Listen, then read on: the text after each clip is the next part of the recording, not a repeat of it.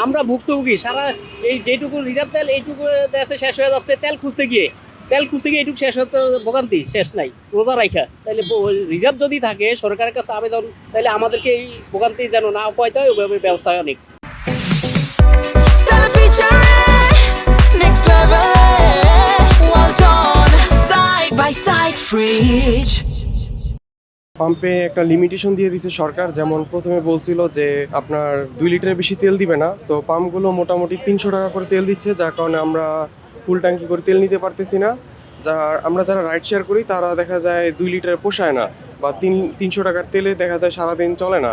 তো আমাদের বারবার এই লাইনে সিরিয়াল দেওয়া লাগতেছে, যার কারণে আমাদের একটু ভোগান্তিটা বেশি লাগতেছে। আমরা যদি মিনিমাম দেখা যায় 500 বা 600 করে তেল নিতে পারতাম, তাহলে আমাদের আরও সুবিধা হতো, তাহলে খুব সহজে আমরা সারাদিন ব্যাকআপ দিতে পারতাম। 3-4টা ফার্ম ঘুরে আসছি, 3-4টা ফার্ম ঘুরে এসে এখানে সিরিয়াল ধরছি। আচ্ছা, গত বিগত 3 দিন ধরে আমি তেল নিতে পারিনি, তাহলে কোনো রকম চলতেছি। সরকার তো সবসময় বলতেছে যে আপনার তেলের কোনো সমস্যা নেই। সমস্যা দেখি আমরা তো তেলের পাম্পে তেল পাই না। সমস্যাটা কোন জায়গায় সেটা তো আমরা আর করতে পারি না।